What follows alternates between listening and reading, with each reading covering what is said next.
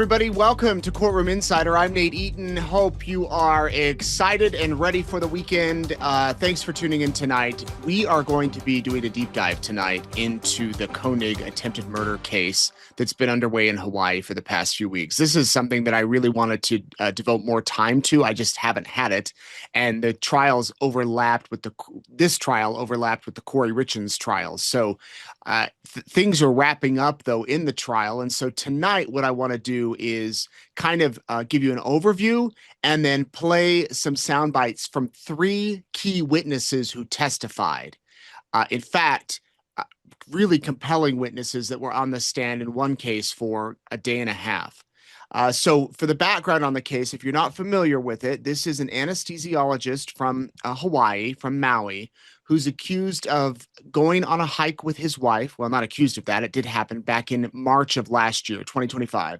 They went on a hike to Pali Lookout on the main island on March 24th, 2025 for his wife Ariel's birthday.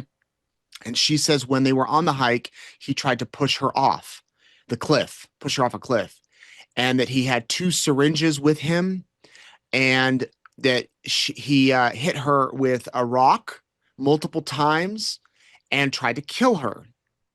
There were two nearby hikers who heard her screaming, "He's trying to kill me." They came to help her. The doctor ended up getting arrested. He says that he was protecting himself, that she tried to push him off and grabbed him by the testicles, and so he needed to take a rock and hit her to get her to let go of him.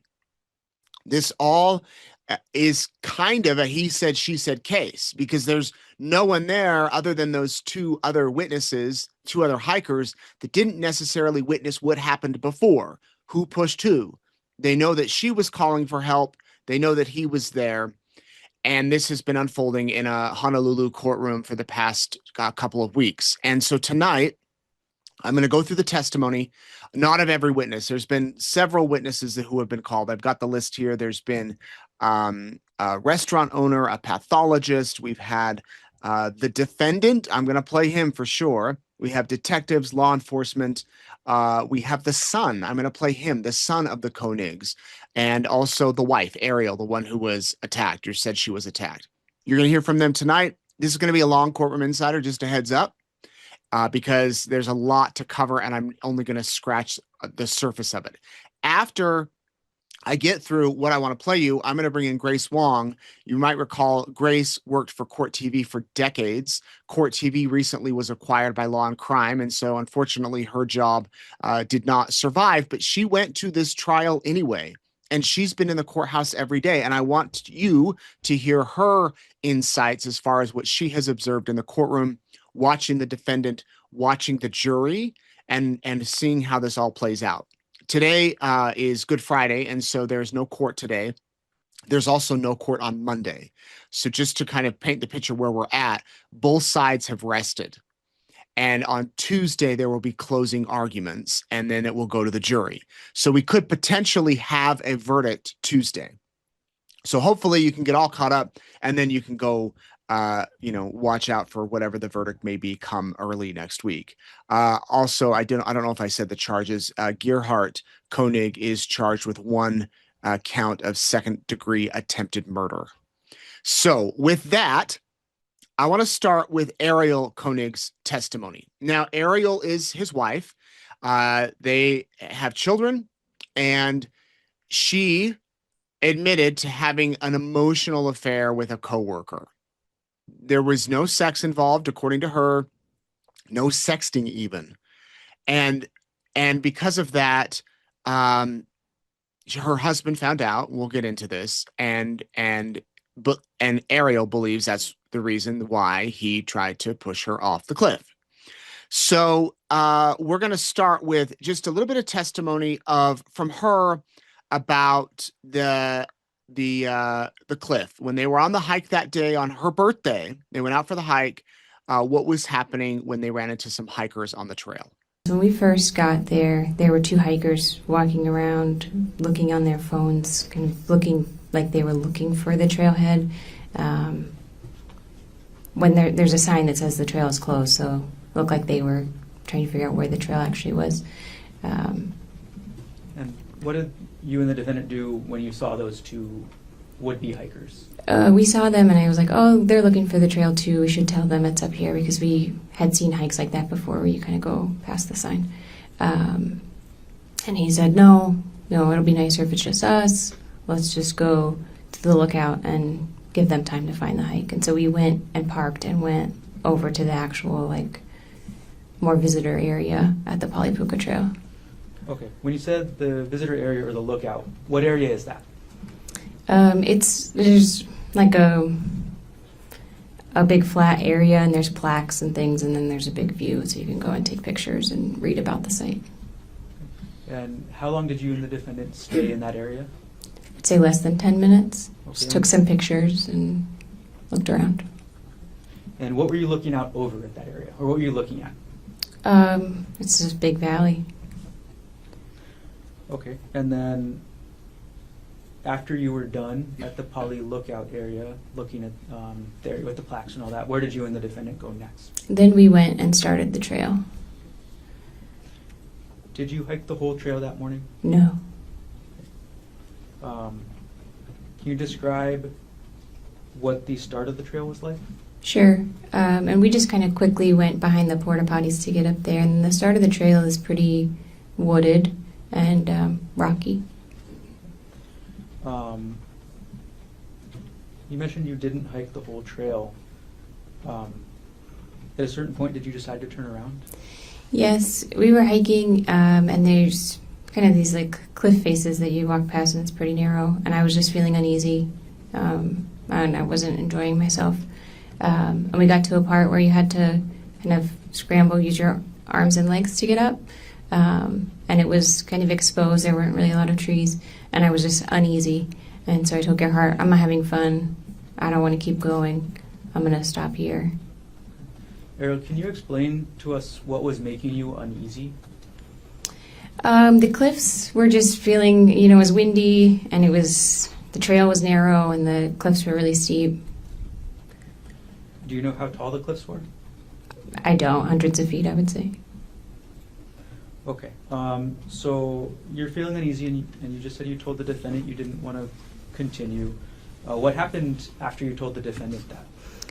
Well, I had hiked up part of that little scramble area, and I came back down because I was feeling it was like very exposed up there. And so I came back down, and I was like, I told him he could keep going if he wanted to, and I would wait there. And so he went on for a little while I just kind of hung out. And it was maybe, again, 5 or 10 minutes, and then he came back. Okay. So once the defendant got back, did he say anything? Yeah, he came back, and he was like, it's really beautiful. You should really come on it. It's too dangerous for me to be walking around by myself, but you've already done the hardest part by coming up this part. You should really come up, and we could keep going. And I was just like, no, I'm not enjoying it. I don't feel good. I'm not doing it. All right. So after you told the defendant no again, what did he do? Then we started making our way back down the trail. And can you describe for us what you and the defendant were doing as you started to head back down the trail? Sure, we were just walking and talking, and I was like, oh, I'm not as much fun as I used to be since having kids, I guess, but yeah, I'm just not enjoying this today. And we were walking down, and there's this big tree, and I was like, oh, I'll climb the tree, you can take my picture up there. And so we did that. Okay. Who took the picture of who in the tree? Yeah, I climbed the tree. I gave Gerhardt my phone and my purse to hold, and I climbed the tree, and he took the picture on my phone. So they were on the hike, took a couple of pictures, sent a Snapchat to, they have a family chat apparently going on their phones, and they send this Snapchat image. She sends this Snapchat image to family who were in the chat. Here's what she said. What is the text on the photo? It says, don't look down. Okay. And who is your identification on the photo anywhere?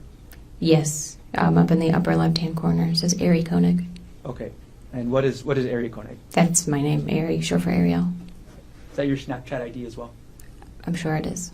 This, she says that they continued to take some additional photos, and they continued their hike.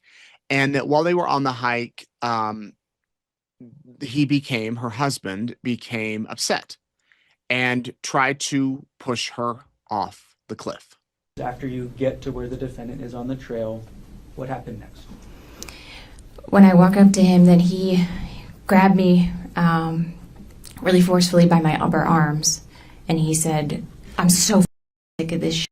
Get back over there." And he starts pushing me back towards the cliff.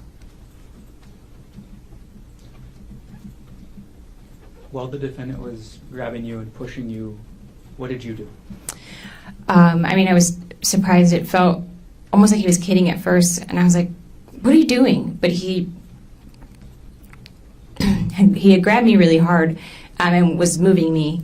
So we kind of wrestled a little bit, and I threw myself onto the ground because there's a lot of trees and shrubs there so that I could hold on.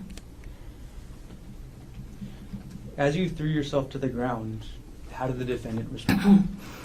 Well, he got on top of me, and he was kind of trying to pull me, and we're wrestling, and he ended up straddling me, so he had his legs on either side, kind of across my waist.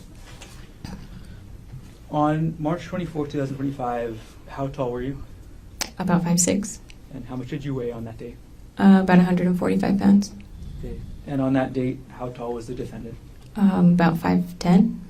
And how much did he weigh? Maybe 165 pounds. Okay, and then you said straddling. Can you describe what that looked like for us? Sure. I'm laying on my back, and he's on top of me with kind of like one leg on either side across my waist, facing me. Once the defendant was on top of you, what did he do next?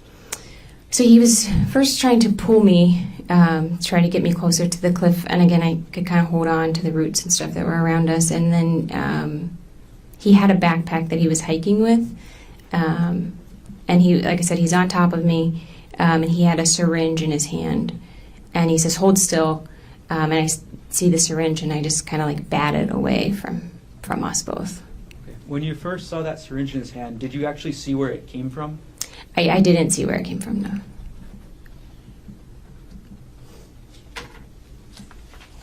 All right, and you said you were able to bat it. Do you know where it went? It just fell on the ground sort of near us. It would have been to my left because I could still kind of see it in my periphery as I was trying to make sure it wasn't going to get grabbed again. And then could you describe what you remember about the syringe, what it looked like? Sure. It was a clear syringe with a blue piece, maybe blue plunger, I guess is what that's called. Once you were able to bat the syringe away onto the ground, what did the defendant do next? So he had taken his backpack off, and it was on the ground to his left, so kind of to the right side of my body here. And he was digging in that with his left hand, and then kind of holding me down with his right hand. And I'm screaming, and I'm saying, "What are you doing? Get off me." And he's saying, like, you're done. I'm so sick of your, so done with you. And I'm trying to kind of protect myself and get out of there. But also he's gripping his hand closed really hard. And there's a vial in his hand. So I was trying to pry his hand open so I could grab that vial out. Okay. Which hand did you see the vial in? The vial was in his right hand. Okay. And did you actually get to see the entire vial? No. Okay. What part of it did you see? I could see pieces of it because I'm trying to like pry his fingers off of it so that I can grab it and throw it. Were you able to open his hand that was holding the vial? Not enough to get the vial away. All right. You mentioned the defendant was saying some things. Can you tell us what you remember he said as he was on top of you? Yeah. I'm screaming, and he's telling me, "Shut up! Nobody's going to hear you out here. Nobody's coming to save you." And I'm saying, like, "You can't do this. Everyone knows we're on a hike. They'll know this wasn't an accident, and our kids will be orphans. You'll go to jail, and I'll be dead. Like, you have to stop." And again, he's saying, like, "You're done. We're done with you. We don't need you anymore. You're done. You're done." Did telling the defendant any of these things that you told him, did that get him to stop? No, not really. And I had said, like, your mom just sent me a really beautiful text for my birthday. Like, your family will be upset if I die. You can't face our kids after this, you know. And he did seem at that point to, like, calm down a little bit. Like, it seemed like he took a deep breath and calmed down. And so I had this moment where I was like, okay, this is the break. Like, I can get out. And then he just starts hitting me with a rock. Okay. I'm going to backtrack for just a moment, Ariel. As the defendant was on top of you, as the defendant was saying things, and as you were saying things back, were you trying to defend yourself physically at all? Yes, and I'm screaming and trying to defend myself physically. So I think I bit his forearm at one point, trying to, that would have been his right forearm. And then I was also squeezing his testicles with so I had my right hand trying to squeeze his testicles to get him to get off of me. Okay, and was that, when you were doing those things, was that before or after he calmed down, as you just said? That was before he calmed down. Okay. At this point, she says that he grabbed a rock and started bashing her in the head. So what happened, you said, after the defendant calmed down? Oh, well, it felt like he calmed down because it looked like he took a deep breath. And again, I was screaming, and so he's covering my mouth and stuff, and then we had this moment of, like, it seems like he takes a deep breath, and then he just starts hitting my face and my head with a rock. Did you see where the defendant got the rock from? I didn't see where he got it from, but, like, spatially, he was, like, reaching up around this area of my head, so my impression was that there was a rock on the ground near my head that he was able to grab. Were you just holding your hand around the left side of your head? Yes, sorry. When the defendant was hitting you with the rock, did you say anything? I just started screaming because in my mind, he was trying to knock me unconscious to get to be able to drag me over the edge. So I just was screaming then as much as I could. Did the defendant respond to what you were screaming? No. Did anybody other than the defendant respond to what you were screaming? Yes. So I'm screaming, and I do think I was saying something like, please help. He's trying to kill me. You know, I'm hoping somebody can kind of hear that. And I, at some point, hear a woman's voice say, we're here, we're calling 911. We're here, we're calling 911. Okay, so after you hear that woman's voice, what happens? He just kind of like, Gerhardt just kind of froze and knelt back away from me. And I just crawled away really slowly. And again, he seemed just like frozen. And then I was yelling to the voices I heard, are you still there? Are you still there? Don't leave me. And I couldn't hear anybody calling anything back. So I just kept crab walking away. Like I'm on my butt, kind of like scooting.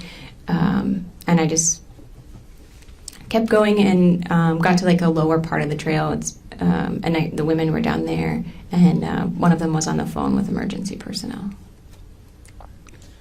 As you crab walked away, did the defendant follow you? No. So as you crab walked away, did you see what the defendant did? He just, like I said, he seemed frozen. He just kind of stood up and was staring. And then I didn't see where he went after that. He didn't follow me when I went down to those women. What happened when you got to the two women? When I got to them, we were just trying to figure out how to get out of there as quickly as we could. And so they tried to stand me up to see if we could walk down with me kind of draped over them to get through, but I couldn't stand. Excuse me. That was just like an unstable. So one of them went behind me and was kind of sweeping to make sure he wasn't coming after us, visually scanning to make sure he wasn't coming after us. And then the other one was in front, leading us. And one of the women had like a large metal water bottle, and she had that in her hand, and she was like, this is the only weapon I have. But then I crab walked or, kind of scooted down the whole trail with them on kind of either part to try to keep us safe. So she began her testimony the prosecutor began asking her about the actual cliff incident where she claims and she nearly lost her life. And believe me, this is a very steep cliff. People have died there. So it is considered a dangerous hike. If you're not in pristine health, they encourage you not to do the hike. But then the prosecution kind of switched line of questioning, and they brought up the fact that they were having marital problems. In December, so 3 months before, Gerhardt said that he saw his wife deleting a bunch of text messages on WhatsApp. And she admitted that she was having an emotional affair with this guy named Miller, last name Miller. But she said there was never any sexual interaction. There was never any sexting, but there was flirting. Her husband saw these messages, and she testified that she'd be on her phone and he'd try to peek over and see what she was writing and who she was talking to, and she didn't really like it. But she said she apologized. She apologized, and they committed to working on their relationship, not divorcing. Then a life insurance policy was brought into the mix. Isn't there always some sort of life insurance policy in these cases? There's always something with money that comes up, and it's generally someone got a life insurance policy on someone, and here's where we're at. And in January, they got an increase, apparently, on their life insurance. And she was asked about that.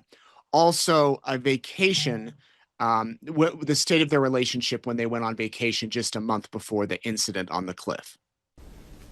Ariel, what was the defendant asking you to do in this email? He wanted me to reach out to an insurance representative from AAA to apply for a life insurance policy. At the time that you saw this email, did you think anything of it? No. We're going to take Exhibit 117 down from the screen right now. Okay. So you said you didn't think anything of the defendant asking you to increase your life insurance at the time. Is that right? That's correct. Okay. In your relationship with the defendant, who handled matters such as insurance? Gerhardt did most of the financial stuff. Okay. The financial stuff, is that even more than insurance? Yeah, I mean, did taxes and, tracking everything. Okay. Can you describe what financial things the defendant actually took care of? Sure. He made sure did all of the utility payments and bill payments. And then in this case, looked at our life insurance and how much we would need if either of us were to pass away to keep our kids in our house. Who set the budget? We didn't really have an established budget.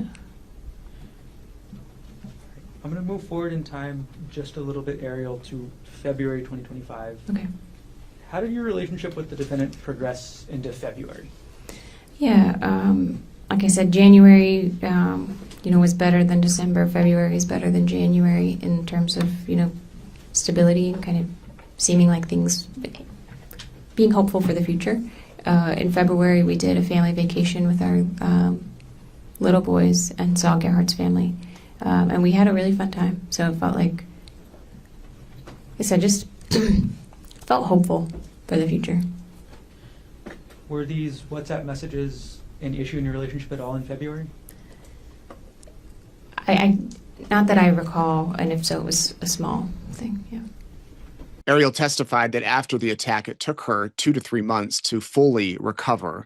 And but there's long-term scarring and injuries. In fact, she was asked to show the jury a scar on her head. Do you have any visible long-term effects from the injuries from March 24th, 2025? Yes, I have scarring on my scalp and my face. And Ariel, could you show everybody in the courtroom the scar on your scalp? Sure.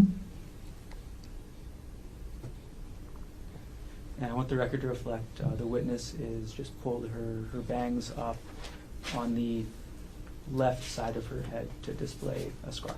Yes.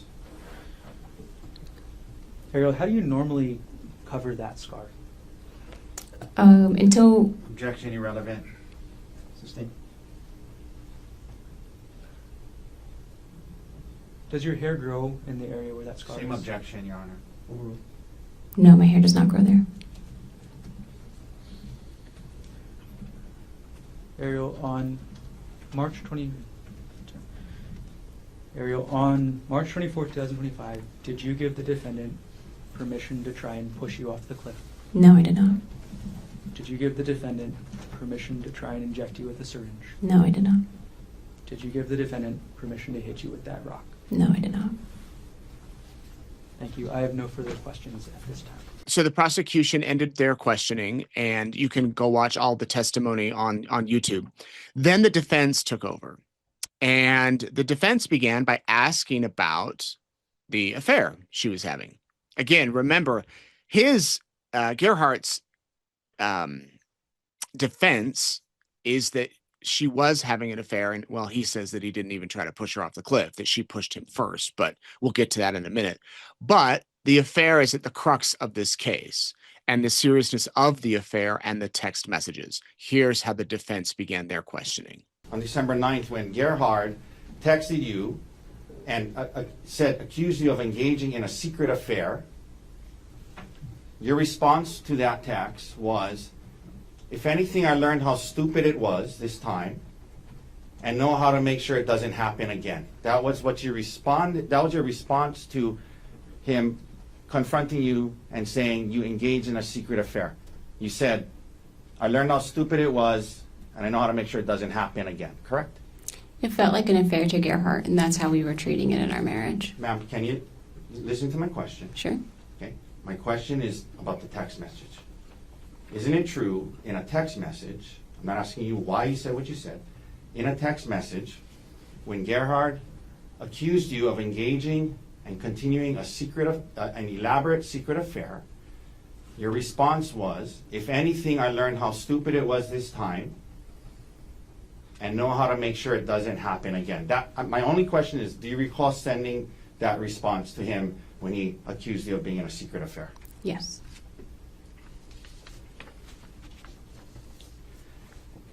You didn't say to him, it was just flirty text messages, don't worry. You said it was stupid of me, it won't happen again, correct? Because when I did that, we would start to argue, so All right. you're right.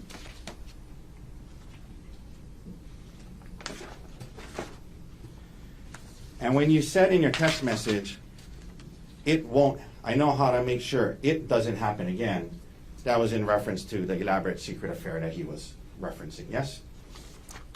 To breaking his trust, yes. She was then asked about some text messages from Jeff Miller. In fact, we saw some of the messages on the screen between the two of them. Jeff Miller, of course, is this man who she worked with and was appeared to be close with. There's timestamps on here, but this was the timestamps of the WhatsApp. I'm imagining he wasn't texting at 3:23 a.m., is that right? I wouldn't think so. Okay. Yes. But in any event, he starts on this Sunday, and he starts off, he says, good morning, sounds good. I hope you're getting some good sleep. I've slept a ton over the break, which has been, and we'll go to the next page. Is it possible to blow out half the page? It may not be seeable, but we'll try. Which has been nice. And then you respond and you say good morning, correct? That's correct. So this is in the morning on a Sunday, correct? Yes. Okay. It goes on, this is nice, always good to get caught up on sleep. And you say, up now, just put a fresh batch of yogurt in the fridge with some kind of, can you zoom in on that emoji, possibly, Mr. Dirks? Yeah. Okay. So telling him in the morning about the fresh batch of yogurt in the fridge and with this emoji, whatever that emoji is, correct? That's correct. All right. Now, it goes on throughout the day. We don't need to read all of it. Can we go down to 6:42 a.m. on 12/1? Thanks. Okay. You indicate to him that I guess we will watch some football here too, probably. G is on call. I'm planning to decorate the tree with the kids. And he says, Mr. Miller says, gotcha, correct? Yes. So on a Sunday, you're telling him what you guys are doing. You're going to decorate with the kids with the trees, yes? Yes, sir. Okay. And then it goes on throughout the day, and guys are going back and forth about what's going on and watching football and decorating the tree and things like that, correct? That's correct. Okay. Now, at the bottom of the page there, you guys are talking about the football game. Looks like Pittsburgh is winning. You see that? Yes, sir. Okay, and then let's go to the next page. Continues on the first. And more communication. 11/13/29. If we can zoom in on that, Mr. Dirks. Okay. He says, checks back in. I hope you're having a nice morning. So good so far. That's what you guys are saying all throughout Sunday, correct? That's right. Okay. Then let's go down to 3/28/55. If we can blow that up. Mr. Dirks, please. Thank you. Okay. Now,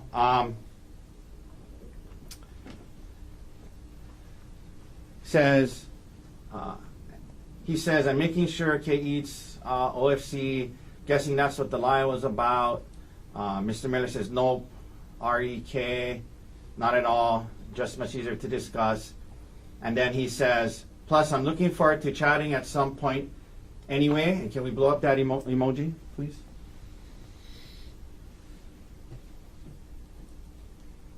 Okay.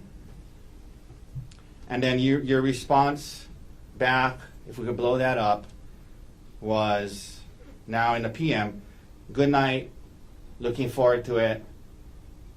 And then the next morning it starts again, good morning, correct? That's correct. Okay. We can take that down.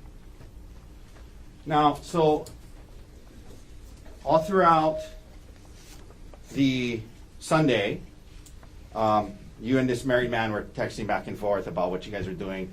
Good morning, and then good night, and then good morning again the next day, yes? That's right. And then a lot of the messages that you were having with him, you deleted, right? I did delete a lot of messages. That's correct. And with that, Ariel's testimony was done. So she was on the stand for a few hours, one of the very first witnesses that the state called, not the first, but one of the first on one of the first days. Her testimony was pretty captivating. She didn't get very emotional. She remained pretty, even keel. She's an engineer, and so she, is just a straight shooter. And we'll see, just how big of an impact her testimony had. Obviously, she's the victim here, and she's the one that the jurors really need to believe if the state is hoping for a conviction. Another person who the state hopes the jurors believe is their son. Excuse me, Emil Konig. I should say he is the son of the defendant, who he repeatedly said, rather than his dad, Gerhardt. Ariel is his stepmother. So he was born into a previous marriage of Gerhardt. And what's interesting to me, he has two brothers, is that he repeatedly referred to, he never said my dad. You'll hear in just a minute. He said the defendant. He never said my dad. He talked about how on March 24th, the day of the hike, that morning he got 2 phone calls from his father. I'm going to ask you about the call from 10:42 a.m. first, okay? All right. Where were you when you got the FaceTime video call at 10:42 a.m.? At home. That's the same address we talked about earlier? Correct. What did you see on the other side of the screen when you picked up that call? I saw the defendant. Can you describe the defendant as you saw him on that call? Wearing sunglasses, dry fit shirt. That's all I saw. Did you see the area that the defendant was in? Outside. And did the defendant tell you anything during that call? Yes. What did the defendant tell you during that call, as close to word for word as you can remember? That he would not be making it back to Maui and to take good care of the younger kids, and that Ari, my stepmom, had been cheating on him. and that he tried to kill her. Okay. That's a lot, but I'm going to break that down a little bit. You said the defendant told you he tried to kill Ariel. Is that right? Correct. Did he tell you what happened to Ariel? He did not. Okay. Did he tell you where she went? No.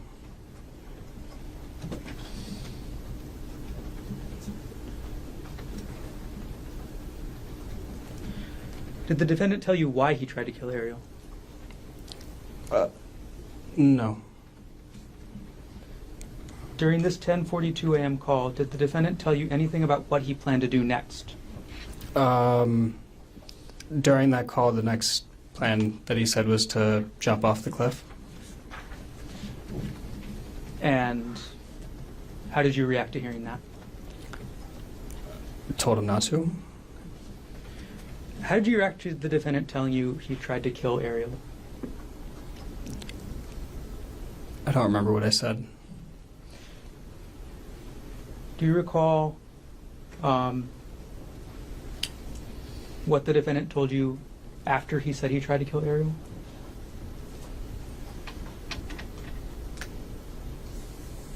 Not directly after. Okay. Did he say where Ariel went? No, just away. Well, what did he say about Ariel and away? He said that she had gotten away, and that was all I heard about her location.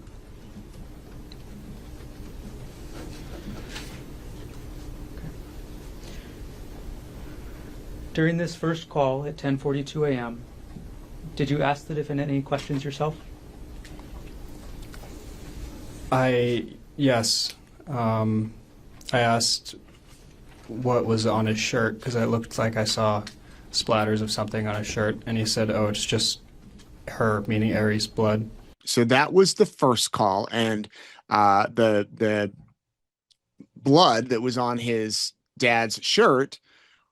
The dad said that it was his mom. The dad said that it was his wife, Ariel's blood on there. Emil immediately said that he went over to Ariel's parents, who lived right next door, it appears, like within a minute or so away. Told them what happened. The hospital then called, and the son called. The police were contacted, and he also called his biological mother to let her know what happened. Then he gets a second call from his dad. So just paint the picture. Sorry if I'm confusing this for you. The son gets one call from his dad on FaceTime. Dad has blood on his clothes. Dad is frantic, upset, something's happened, talks about what I just played. Son, Emil, hangs up, goes over to grandparents' house, tells them what happened, calls his biological mother, and then the police, and then dad calls back, and here's what happened on that second call. All right. The second call, was this a FaceTime call as well? Yes. Okay. And just audio, or audio and video? Audio and video. Okay. Did you pick up the call? I did. When you picked up this second call at 11:46, what did you see on the screen? I saw the defendant. Okay. And can you describe any background that you saw on the scene, if you remember? Just trees, rocks, the sky. That was it. During this second phone call at 11:46, what did the defendant tell you, if anything? He asked me if I had told anybody, and I said yes, and I told him who I had told. And then he said that he was just going to jump, and said that a couple times. Okay. To be super exact here, Emil, who did you tell the defendant that you told? I told the defendant that I told my grandparents and my mother. Okay. So you told them that you told Peter, Judy, and Jesse? Correct. Okay. So after the defendant told you he was going to jump a couple times during the second call, how did you respond?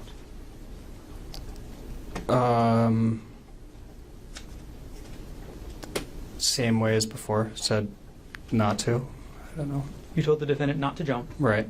Okay. How did the second call end?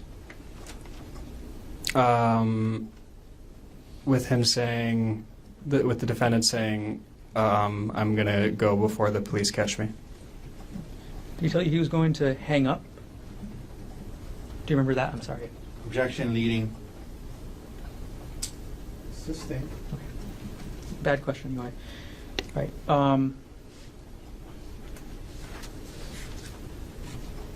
Could you clarify what the defendant told you about the police? That he was, that the police was looking for him. He didn't want to be found.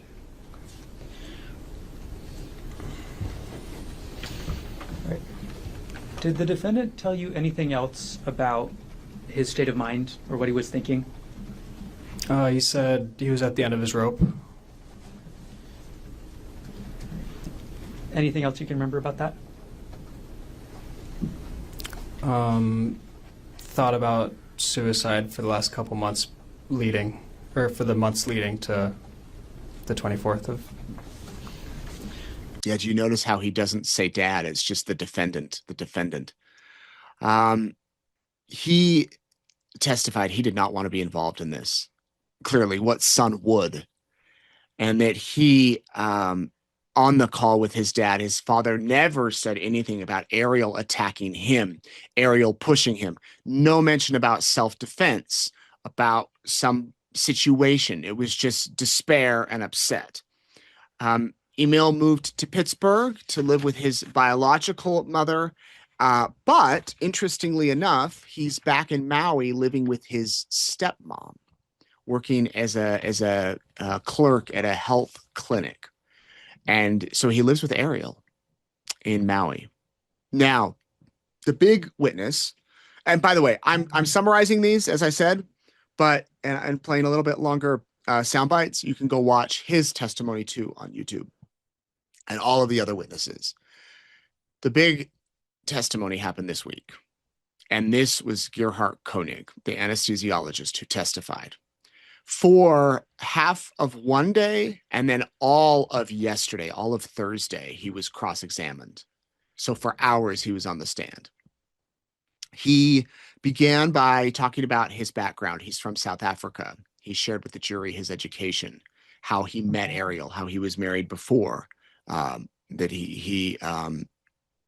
they both had careers. He was a doctor and she traveled a lot for her job. And he began to become suspicious of her when she went to South Africa for a trip and he didn't hear from her. Here's what he said. Was there anything weird on that trip, behavior-wise, that you took notice of? The South African trip? Yeah, it was a really quick trip. It was just 2 nights. But the one weird thing was that on the second night, I remember noticing that she never contacted me at the end of the day, and that's kind of out of character. Whenever she went on work trips, she would always kind of check in at some point. And, at the end of the day, even usually we would check in several times during the day as well, and just through text, we would text a lot. Okay. And the one night on that trip, she never reached out. And I was at work, and by the time I got home and realized that she hadn't reached out, I knew she was asleep, and so I didn't reach out to her either. But normally she would reach out to me when she's done with her work day. Did you think much of it at the time, or? No, Okay. I took note of it, and I asked her about it, and she just said, like, I'm so sorry. We got back late from dinner with the hosts that were hosting us, and I'm sorry, I should have texted, but I didn't. Now, she returns from South Africa. Later on in 2024, did you and your family go on a trip to Koig? We did, yeah. When was that, roughly? In October. I think it was October. Yeah, we told Emil as a graduation present we'll take him to one of the other islands that he hasn't been to yet for a little trip, and he picked Kauai. He picked Kauai. Now, did anything happen on this Kauai trip that made you become concerned to a degree about Mr. Miller? Yeah, a little bit. What happened? Tell the jury what happened. Yeah. So we were there. at the end of, I think from like Thursday to Monday or something like that. So it overlapped with her work week a little bit, and she was able to take most of the time off. But there was a few meetings that she still had to do that she couldn't. And so and they're early morning meetings because they were West Coast time, and I just overheard her talking to him on the phone and from the other room, and it just seemed that they had a very familiar tone. More so than what I was used to, the way that she used to talk to him and the way that she talked to her other work colleagues. Now, you get back from Kauai after the trip, from October to December. Did you notice any other red flags or concerning behavior? Yeah. So what happened? The biggest. But the only thing that I noticed was that she was constantly on her phone. She was just constantly on her phone. Was that more so than usual? Yeah, much more than usual. And she would hide the screen from me. So what do you mean by that? Like, if you're sitting next to somebody and they're on their phone, like, you can just notice that they're sitting in a way. They're constant. They're always just like moving their. What if you walked into screen. a room when she was on? Yeah, her phone? when I walked in the room, she would turn the screen off or turn her phone upside down. Did you ask her about it? I did several times, and she would always say, "I'm talking to Gianna. I'm talking to Gianna," which is her best friend. Who's Gianna? Gianna's her best friend. Okay. So you did ask her about it a couple of times. Yeah, more than a couple. And you continued to see this concerning. Well, was this behavior concerning to you? Yes. And I was curious. Okay. I was concerned. You're right.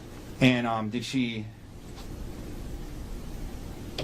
told you it was, don't worry, it was just Gianna? Yeah, and she was like defensive about it. Okay. Now she comes home from the trip and he starts to have his suspicions. His suspicions are raised, and he at one point looks at her phone, or is able to download. I don't remember if it was like a carbon copy. He's able to pull up all the data on her phone. The number one app on her phone is WhatsApp, which is commonly used on the islands. But he finds that there's just countless conversations with this guy named Jeff Miller. Constant. And there's song lyrics back and forth and photos and far more than a work relationship type of conversation would be, the amounts. And he became upset and emotional. Here's how he testified on the stand about when he found out. Now you open it up and you see this. Yeah. Tell the jury how you felt. How did it make you feel? I was devastated. There's obviously something going on, Okay. So I didn't know what to do. okay. So what did you do? So I had actually started using WhatsApp myself when we moved to Maui, because that's the main communication platform that the anesthesiology group uses, and so I was using it every day, communicating with the rest of the group and during our business meetings. And so I knew that WhatsApp, since even though it's primarily an app on your phone, there's a web interface. You can log into WhatsApp on your computer through the browser as well, and it'll basically just duplicate everything that's on your account. So and then what did you do the next day? So I took her phone upstairs to my computer, which is in the hallway upstairs, and I logged into her WhatsApp on my computer. So you could watch her. So I could activity. see, cause, yeah. Okay. You mentioned being devastated. I mean, prior to this, did you have any, aside from, we talked about the red flags, but marriage-wise, I mean, everything seemed okay? Everything seemed fabulous. We were we were very happy together. No red flags in terms of the marriage itself. Okay. So now, you want to learn more. You go into what do you call it, like detective mode, kind of? Yeah. Okay. So now you logged on and you're able to watch her. And did you do so the next day? Yes. Excuse me. Yes. Tell the jury what you saw the next day? So the next day, it was basically the same type of thing that they were doing on Sunday and Monday. So, they start off by saying good morning, and then, just wasn't communication the entire day. But this day, she started deleting messages. And so one of the first things that she did is she deleted all of the messages from Sunday and Monday. Okay, so when you went, make sure you put the mic a little closer. So when you saw the messages the night before, Yes. and now you're looking at it on the computer next day, and those messages you saw the night before are deleted. Yes. Okay, and then what? And then I saw them communicate kind of in real time, because I could see it pop up on my screen too. And as soon as the conversation proceeded, kind of past, she would kind of keep deleting the previous messages. So she was like, not deleting them in real time, but like throughout the day, she was deleting the previous messages. And the content of the communications and what was being deleted, again, was it concerning? Yeah, I mean, it was the same type of conversation that she was having with them on the previous 2 days, which is not a conversation you have with a coworker. This is a conversation you have with your spouse. Okay. I mean, this is. Yeah. And after watching that all day long, what did you conclude? I mean, in terms of what was going on. Did you believe? I mean, she was having an affair. So he learns or believes that she's having this affair and confronts her about it. And she admits it, apologizes, but they at one point began talking about whether she should move out or what they need to do, and decide that they're going to work on their marriage. During the trip in San Luis Obispo, did the topic of her possibly moving out come up? Yes. And that was one of the big conversations we had. And did you guys settle in on, okay, she's not going to move out just right now, we're going to try? Yeah, so I preferred for her to move out. Do you mean like break up? No. We were both committed to working on the marriage, but and this is what Brian and Jana did too. So Brian ended up living in a hotel for like 3 months, and it helped them just focus on the affair and healing from the affair, and then they kind of moved back and kind of start working on everything else, and I felt that was an ideal solution. Did she want to do that? Well, both of us, we decided together not to do that, and because we had the two big complicating issues for us was one, our two little boys. So we at the time they were like 1.5 and 4. So at this time when she was having this relationship with Mr. Miller, how old were the boys? 1.5 and 4. Okay. And you're saying, obviously, if she moved out, it would have been traumatic on her. Yeah, so we didn't want. Okay. So you guys, it's okay. You guys decide to not do that then. Yeah, we didn't want them harmed. Okay.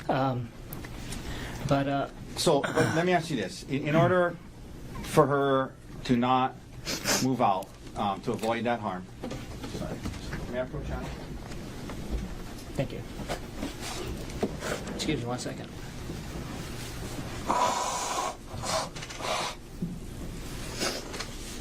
He's clearly emotional on the stand, blowing his nose, drinking water, and goes on to talk about how he decides that he's going to get a recording device because he was worried that his wife might say stuff about him or their relationship that wasn't accurate, and he wanted to have, I guess, proof or recordings that to make sure the stories match up. And we also got to see hear more text messages involving his wife. Okay, can we blow up the top part? Just that first message. Okay. So this, Gerhardt, was this a message that you sent her? Yes. You engaged and continued an elaborate secret affair instead of coming to me and asking to work on our relationship. Okay, can we take that down? And then at the bottom there, Mr. Durst, can we blow up the response? And did she respond to you? If anything, I learned how stupid it was this time and know how to make sure it doesn't happen again. Is that what she texted you back? Yes. Okay, we can take that down. Now, Gerhardt, he mentioned starting counseling and how it was kind of, about the affair, but kind of turned out to be more about other things in your relationship. There was evidence the other day about this recording device. Did you purchase this audio recording device? I did. And why did you do it? So, what was going on, some of what was going on in December, and it kind of came to a head on that morning, right before our first counseling session, Okay. is that she said that, basically she's so upset about other things going on in the relationship that she wasn't sure if she wanted to stay with me, and that, and then she kind of blurted out that Gianna thinks I'm a monster, and she had talked to her mom, and her mom also agrees that this isn't a big And then deal. what And happened? so I was really concerned and suspicious that she was basically lying to them and telling them a completely different version of what was going on in our relationship, and then also what the affair entailed. Okay. And so the audio device was what? So I was like, I have to catch her in a lie, basically.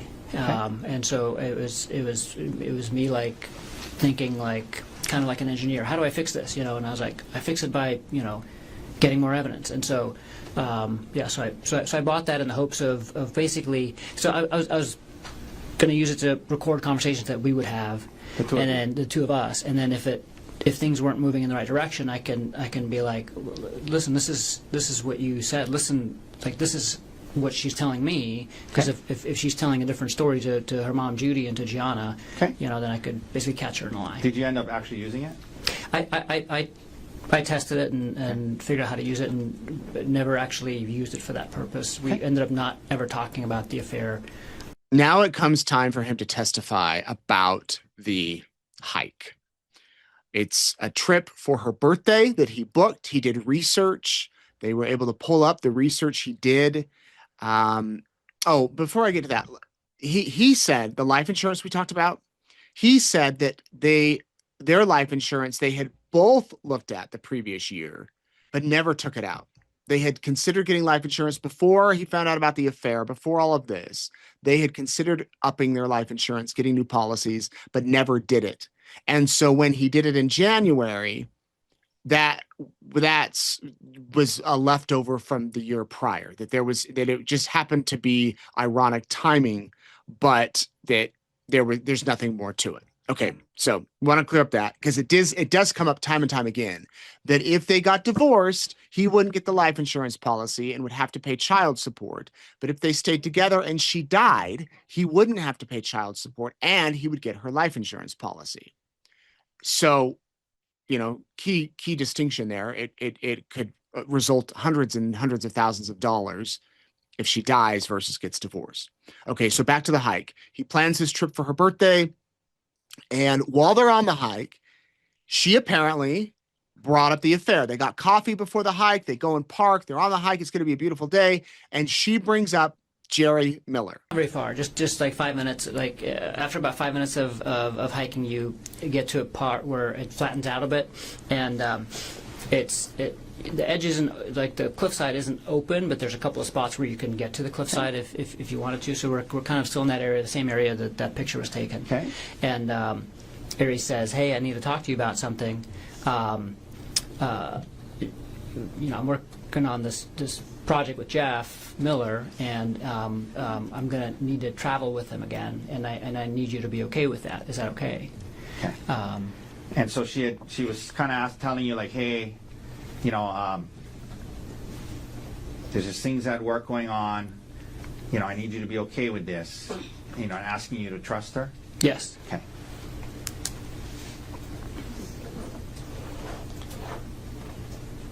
And again, you mentioned you guys weren't talking about the affair at home anymore because of counseling, correct?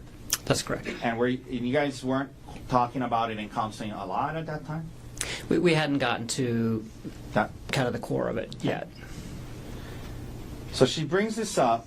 What is your reaction to it? I'm very surprised, yeah. Okay. Were you upset and angry? I wasn't angry. I was surprised and upset, and I told her no. Like I'm not okay with that.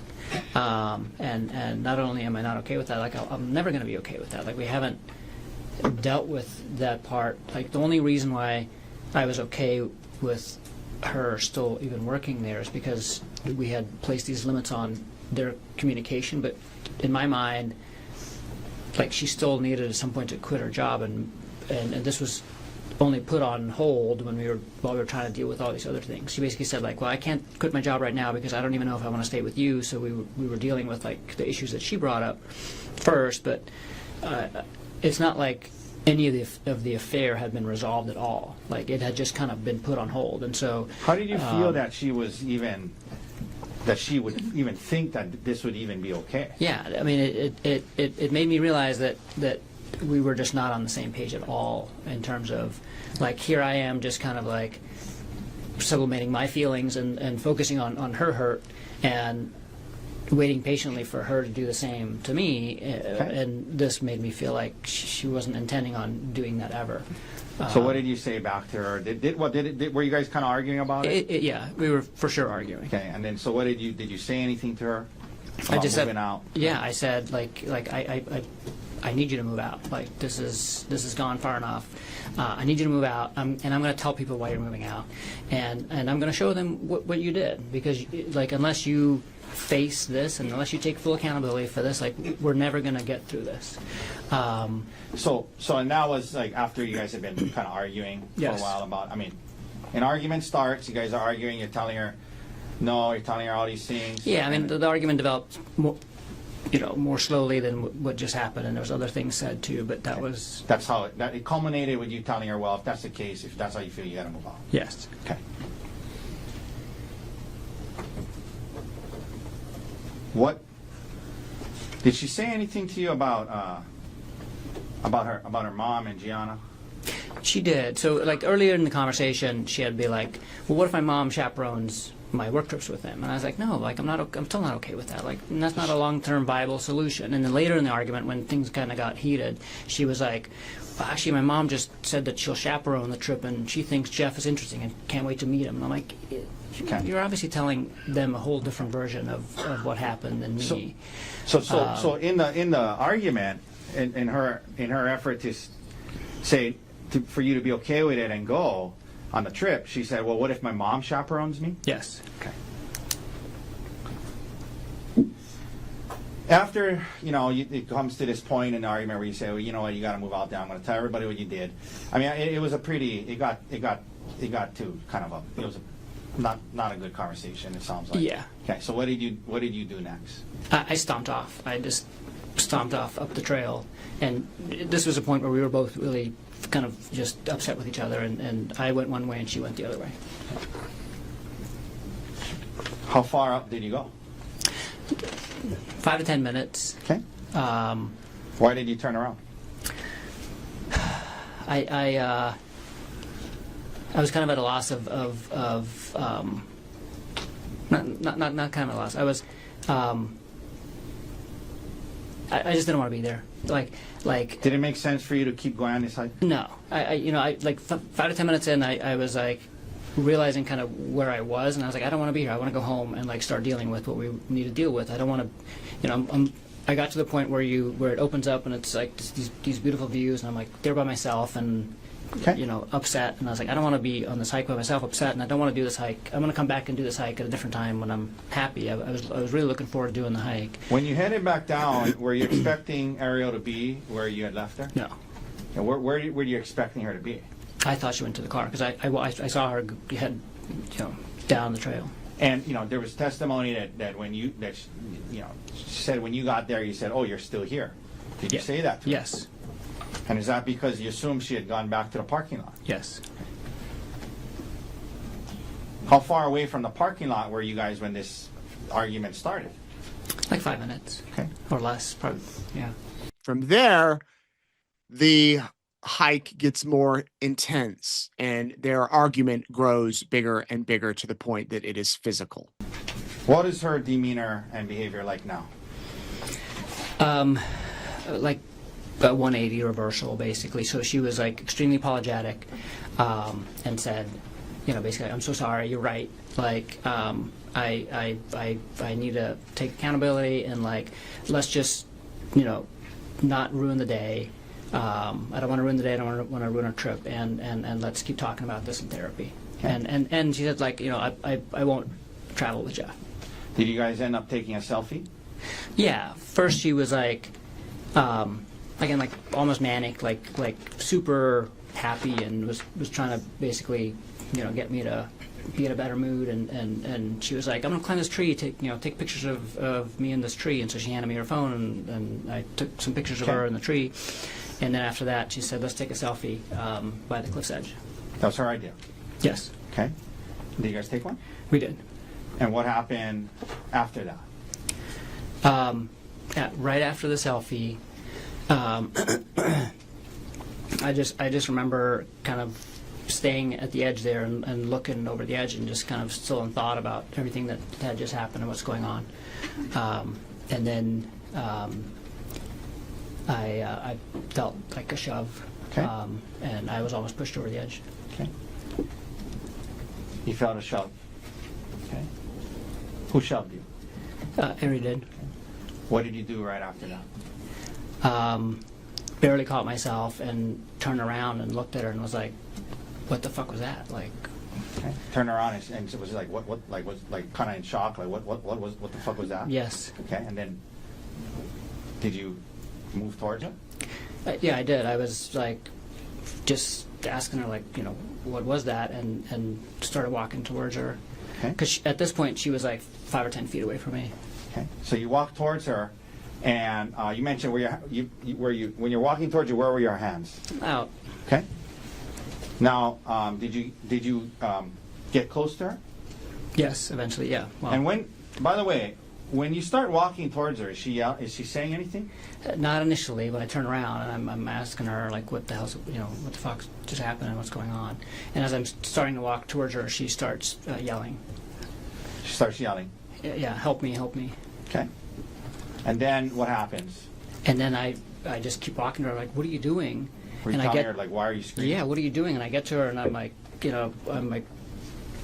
touching her, just putting my hands on her arms, and I was like, what are you doing? What's going on? And what happens then? She keeps yelling, and she kind of grabs my wrists and throws herself on the ground and pulls me down with her. So now you guys are on the ground? Yes. Okay. When you're on the ground, what starts to happen? She's holding on to me, and I'm trying to figure out what's going on, but I'm also at this point trying to let go of, like, trying to get free, because she's like actively holding on What to me. was she Like, doing she with has her her, legs? she has her leg like wrapped around one of my legs, and like is actively holding on to me and is yelling. And so I'm trying to, get free, and I get my one arm free, and I try to use it to get my other arm free, and she grabs me by the testicles. And Okay, let me stop you there. Did you ever, in the course of this whole thing you described so far, ever try to pull her towards, push her off, or drag her towards the cliff's edge? No, not at all. Okay. So you're on the ground. She's kind of holding on to you. You guys are. Would you just kind of like a scuffle going on? Yes. Okay. And her legs wrapped around you. Yes. You mentioned we got right up to the point where you said she grabbed your testicles. Is that right? Yes. How hard did she grab it? I mean, this was, like, Pretty hard. she like was holding on to me by my testicles, basically, like that hard. Okay. Did she grab it and let go, or did she grab it and hold on? She grabbed it and held on. Now,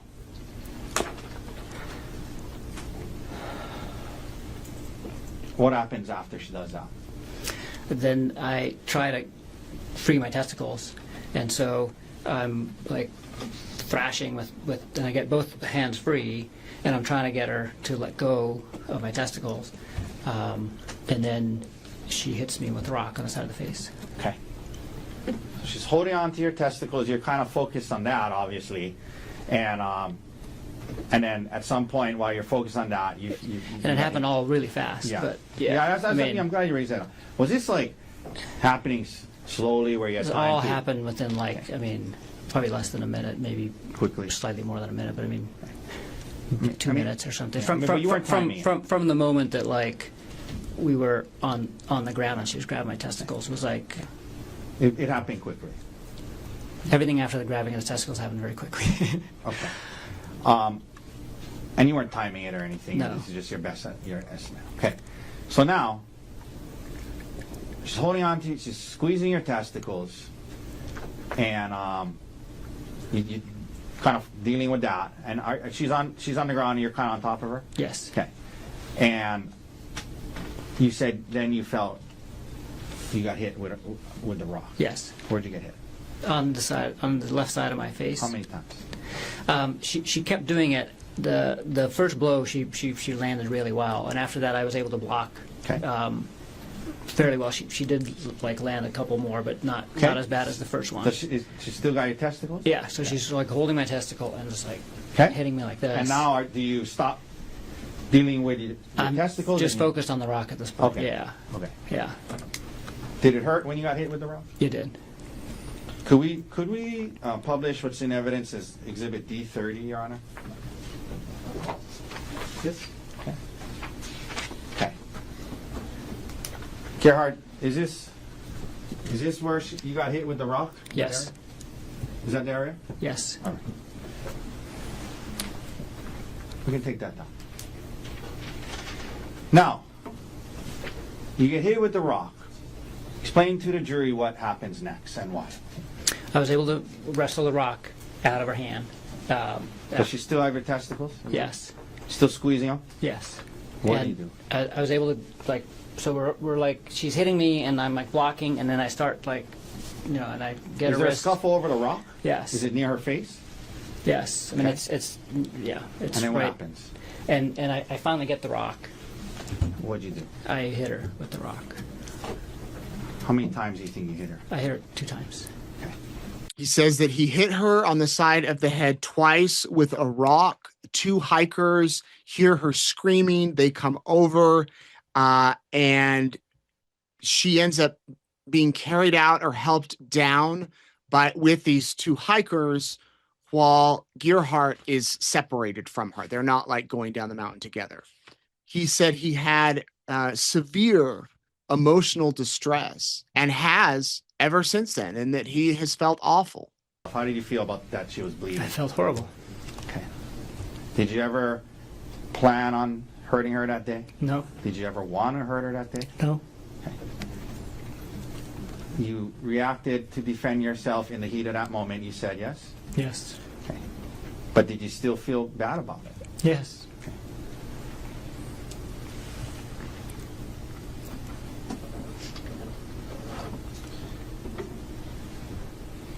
You mentioned that you were in some kind of extreme emotional distress, I think you said. Okay.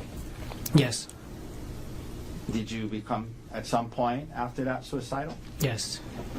Why? Tell the jury why. To the best of your understanding. I just felt hopeless at that point in terms of everything. Like I felt horrified about what I did to her. Like that I caused this to her. That I had resorted to violence against my wife, the person who I loved the most in the world, and just kind of felt hopeless in terms of our relationship too. Okay. And that being said, I mean, in that moment, were you defending yourself when you reacted that way? Yes. Oh, Yes. What did you do next? Now you're heading up the hill. What do you do next? I just kind of kept walking up and kind of got to the same place that I had made it the last time, where the trail opens up and you're finally on the ridge, and Were you thinking about jumping? I'd already decided. I decided to jump, and kind of last second was made the decision to call Emil just to say goodbye. He goes on to say that as he's there on the mountain, he thinks, my life's over. My marriage is over. My career's over. Everything's over. And I need to call my son to say goodbye. He said that there on the mountain, he was going to take his life. you became suicidal, who's the one person in the world you wanted to call My son, Emil. before you jumped? Yes. Okay. Were you in a good state of mind when you made that call? No. How do you feel about the fact that you put him in that position and made that call to him? So many feelings because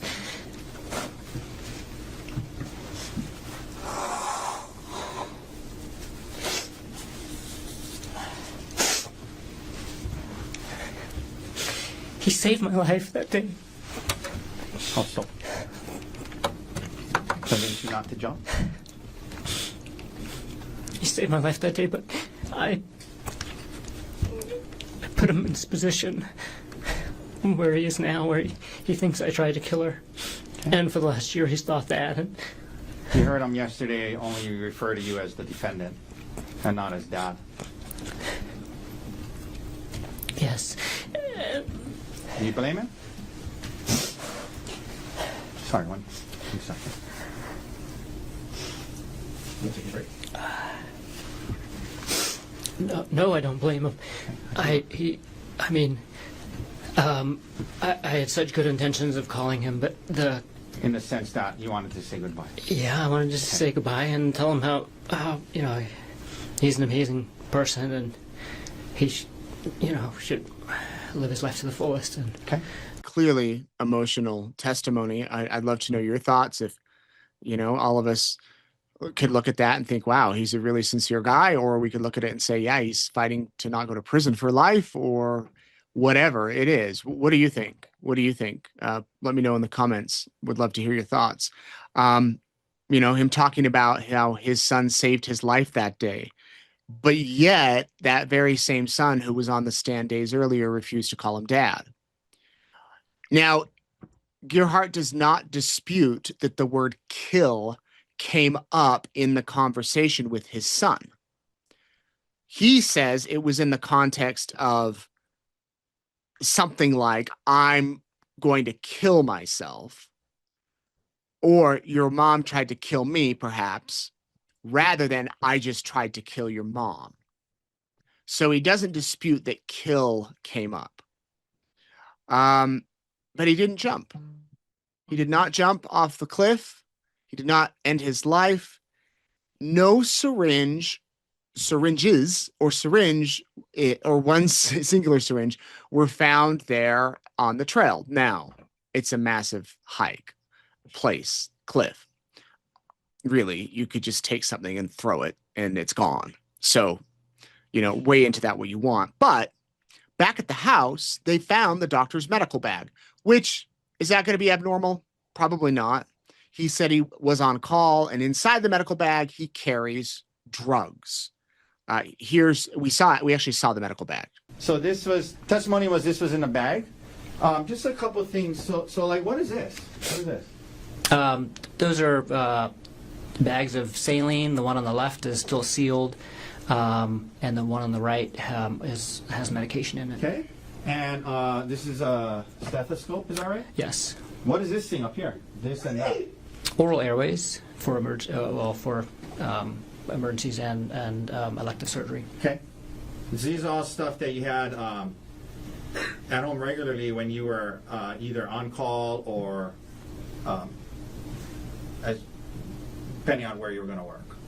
Yeah, this is everything that's usually in my bag, and it's everything that I would need to respond to different emergencies. Okay. Could we please also publish State's Exhibit 103? That's also in evidence.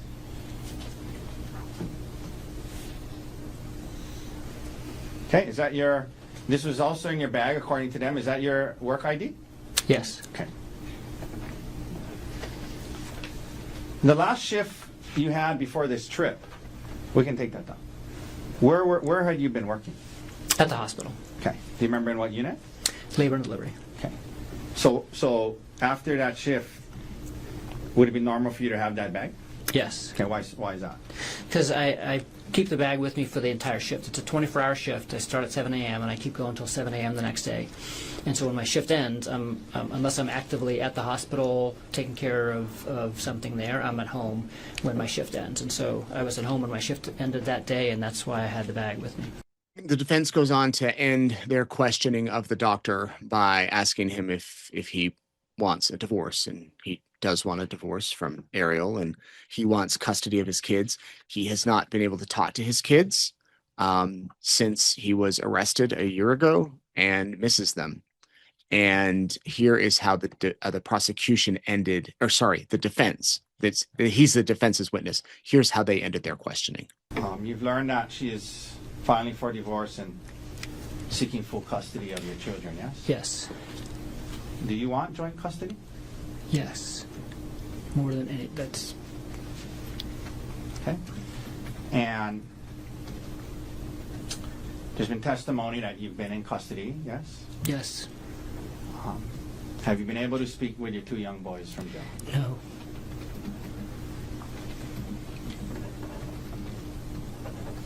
Gerhardt, did you have a plan to kill your wife on the mountain that day? No.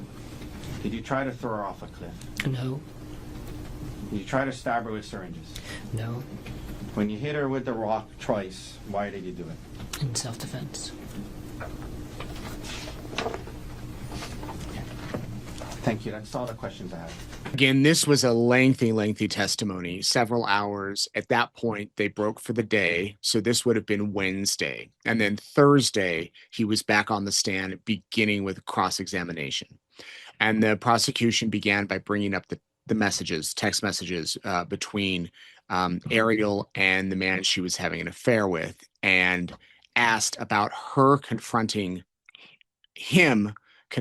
her about the text messages.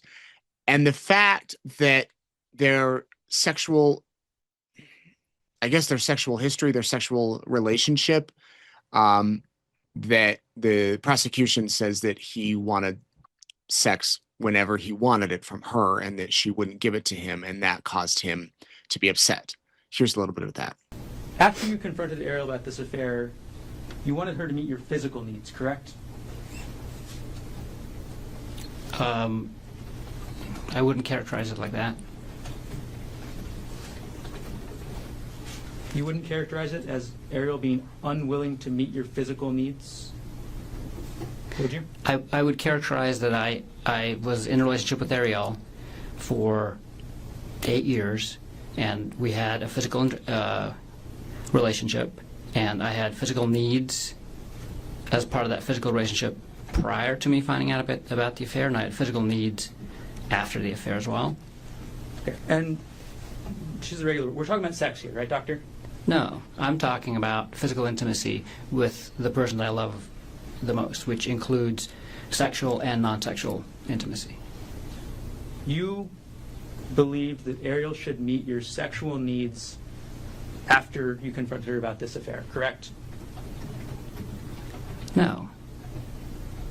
You don't believe that? Your Honor, can we approach?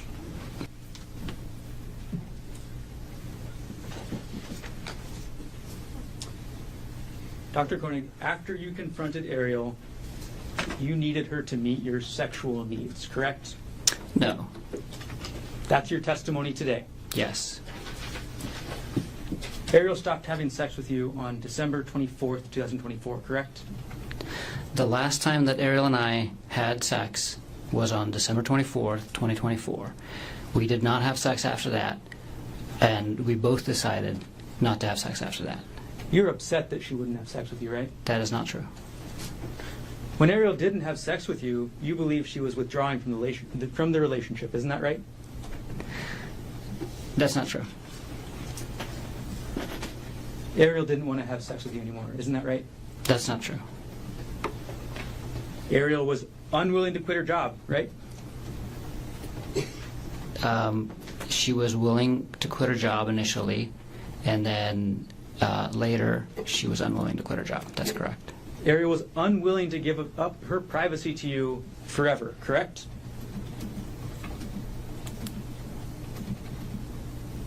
Yeah, that's right. Ariel was unwilling to move out of the house and away from her children, correct? Yes. Ariel was unwilling to have sex with you whenever you demanded it, isn't that right?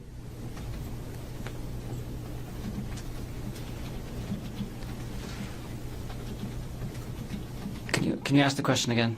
Ariel was unwilling to have sex with you whenever you demanded it. Isn't that right? I never demanded sex, so that's not right. There were some questions about whether Dr. Konig asked his wife to quit her job. He says he didn't. There were some questions about an email that the doctor sent to Miller's wife. So Miller's the man that she's having the emotional affair with, Ariel. Apparently, Dr. Konig emailed his wife and included the contact information for Ariel so that she could call, the wife could call Ariel if she wanted to talk. Here's how he answered those questions. And then you provided her with Ariel's phone number and email, correct? That's correct. You provided her with Ariel's cell number, is that right? That's right. And Ariel's personal email, correct? Yes. You provided that because you wanted Andrea Miller to contact Ariel, didn't you? I just wanted her to have the option of contacting all of us and talking to all of us and getting all of the information from as many people as possible so she could make a decision about what she wanted to do with this information with her family. The only purpose for including Ariel's contact information is so that she can contact Ariel. Isn't that right? That's right. And you wanted Andrea Miller to contact Ariel to yell at her, right? That's not true. You wanted Andrea Miller to contact Ariel to humiliate and punish Ariel. Isn't that right? That is absolutely not true. You offered Andrea Miller the text messages, correct? I did. All right. I don't know if I did or not. I don't think I offered it to her. I just said I You just said, I can share with you what I have if you would like. Yes, Right? yes, I did. You also sent Miss Miller a contact request through LinkedIn directly, correct? That's correct. Andrea Miller never replied to your email, isn't that right? That's right. Andrea Miller never replied to you on LinkedIn, isn't that right? That's right. Now, Dr. Konig bought some books after he discovered that his wife had been chatting with this man, including a book called After the Affair. He was asked a lot of questions about the affair, and then he was asked about the research he did before their hike. When you read this, you saw that sentence that says, the Poly Lookout itself is a popular tourist spot, but 99% of visitors to the lookout don't hike. They just look over the valley. You saw that sentence, right? I'm sure I did, yeah. And then you saw the page that describes the hike, isn't that right? That's right. You read the description? Yes. So you read the description that says, the hike isn't necessarily dangerous, but much of the path is on the edge of a huge drop-off. You read that, right? I'm sure I did. And you read the sentence that says, does that make it dangerous? You decide. I'm sure I did. I remember reading this whole article. So you remember reading the whole article? Yes. You remember reading the part that says that the hike spits you out on the edge of a cliff with a huge drop-off. If it says that, then I read that. You remember looking at this picture of the hike, right? Yes. And you see this picture, and this is what you want to do. Yes. This is the hike you want to take Ariel on, right? Yes. Next page.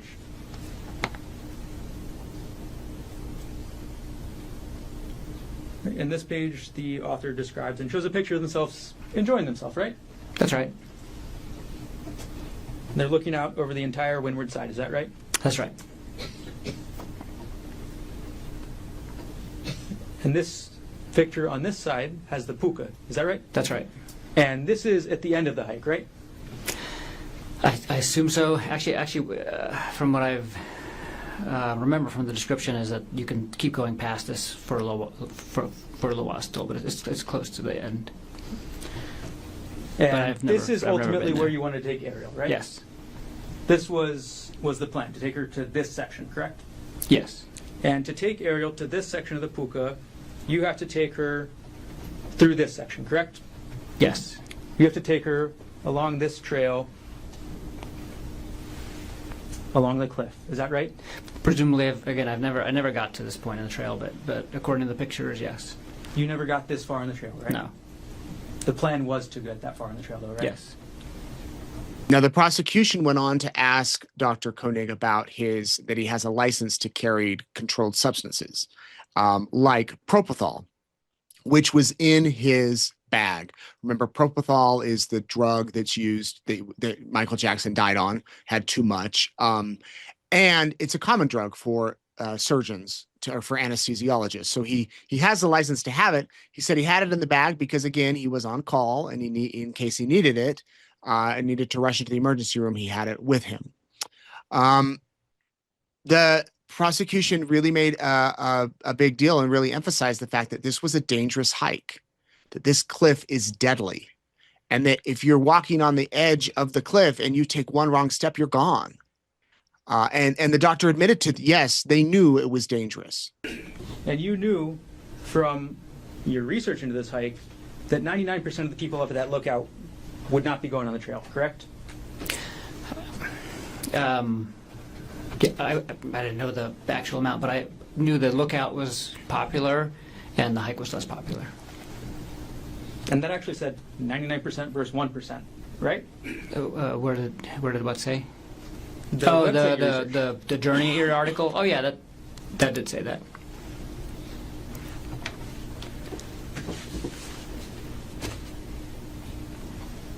The website even told you, does that make the hike dangerous? You decide. Is that right? No, the website when the website said that, it was talking about the trail being next to a cliff, not the trail being some isolated, secluded spot that there's no people. The website said you decide if the trail is dangerous, correct? No, the website said specifically, it's not dangerous if you stay on the trail, but if you don't stay on the trail, you might fall off the cliff. Is that dangerous? You decide. And you saw that cliff, right? I did. On the picture. And you saw that cliff was at minimum several hundred feet high, correct? Yes. You know, common sense tells you somebody falls off that cliff, they're going to die, right? That's correct. And the website even tells you that the hike spits you out on the edge of a cliff with a huge drop-off. Is that right? That's right. And that photo that we looked at shows the trail going right along the cliff edge, correct? For parts of it. And this is the hike that you wanted to take Ariel on for her birthday, right? Yes. You wanted to go through the start of the hike, correct? I'm sorry. Can you say that again? You wanted to do more than just start the hike, correct? I wanted to do more than just start the hike. That's correct. You wanted to do the whole hike, is that right? That was the plan.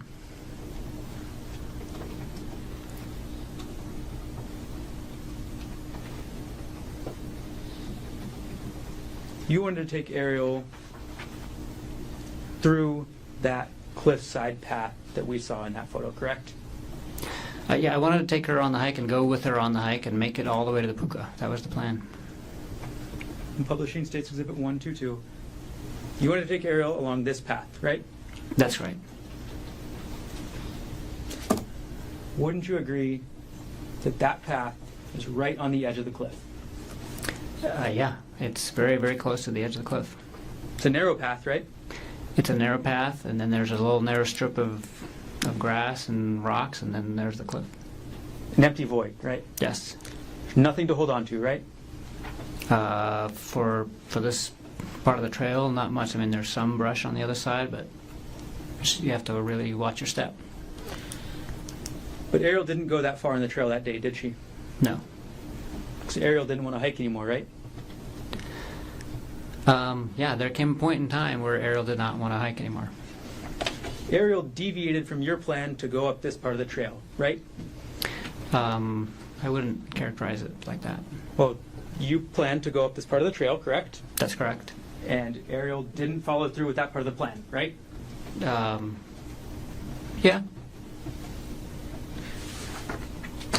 And at some point, you actually continue up the trail yourself, right? That's right. Without Ariel. That's right. On her birthday. That's right. But she didn't follow you, correct? No. She didn't follow you up to this narrow trail with this massive cliff, correct? That's correct. And then you went back down, isn't that right? That's right. And you saw that she was still there, right? Yes, And it was a surprise to you, right? it was. It was a surprise to you because you still had a chance to go through with your plan, right?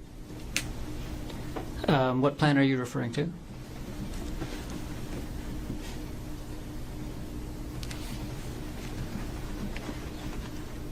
It was a surprise because you still had a chance to go through with your plan to push Ariel off the cliff. Isn't that right? That is not right at all. The area where you and Ariel ended up still had a massive cliff next to it, correct? Yes, The area where you took the selfie had a massive cliff behind it, correct? that's correct. It would work just as well as the area in this photo to push somebody off, correct? It would work just as well to push somebody off. What do you, like, I don't understand the question. Well, somebody would be just as dead if they fell off this part or if they fell off the part where you guys ended up. Absolutely. Yes. They would be as dead falling anywhere along this trail because the cliff is extremely high. The doctor was asked about him demanding sex from his wife every other day. He says he never demanded it, but there were times in their marriage and their relationship where they would engage every other day.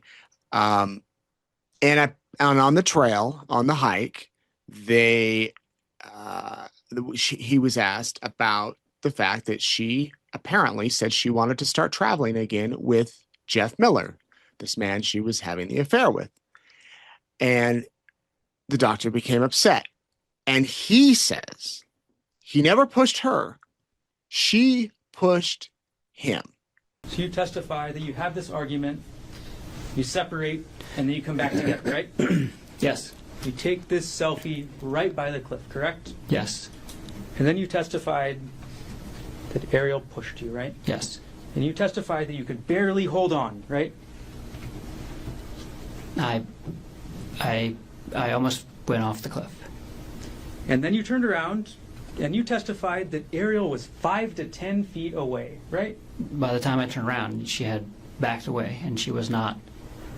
And yeah, that was part of why I was concerned that that was a shove and not a accidental thing. And then you approached her, you went towards her. I did. So you think you about get pushed off a cliff, and then you go 5 or 10 feet to get to Ariel, right? I moved towards her. That's correct. And then you say that Ariel pulled you onto the ground, right? That's correct. You're bigger than Ariel, right?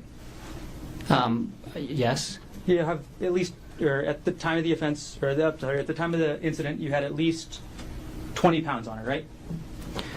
yeah, roughly 20 pounds, You're stronger than her, right? probably. You're a doctor, so you know that men generally are stronger than women, correct? Yes, It's just a scientific matter of testosterone, right? that's true. But you testify that Ariel managed to pull you to the ground, and she pulled you on top of her, right? That's correct. Okay.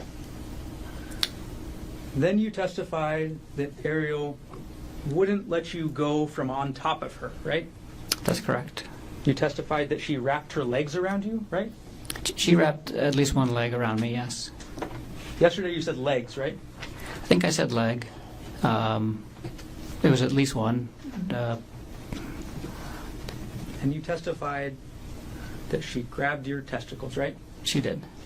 And that she wouldn't let go, right? That's right. All this time, you were on top of her, right? That's correct.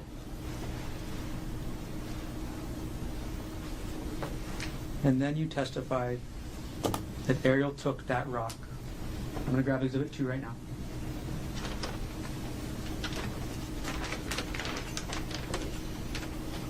You testified that Ariel took this rock and hit you in the face. Isn't that right? That's right. And you said the first hit, she got me kind of good, right? That's right. And you said she kept trying, right? That's right.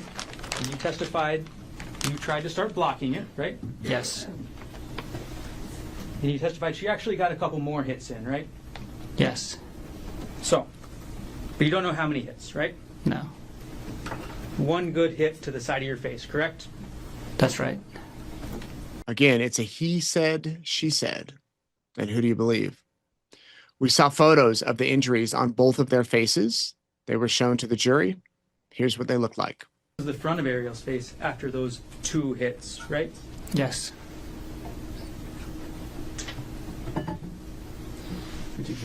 States 22. Put up states 27. This is Ariel's hand after those. This is Ariel's hand after those 2 hits, right? Yes. And lastly, we'll put up on the left side states 1, 2, 8.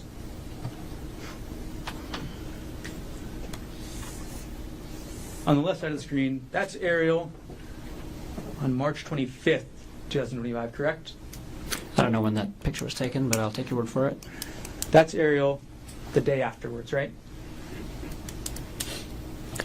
Like I said, I don't know when that picture was taken, but I'll take your word for it. We'll publish on the right side states 2, 3, 9.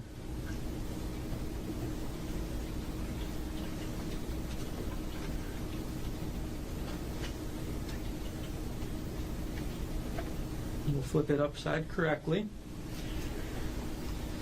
And this is you, again, correct? Yes. This is you on March 25th, 2025, right? I think that was like the night of, like just after midnight, but it was after the previous picture. That's right. This is you one day after Ariel hit you really good with this rock, isn't it? That's right.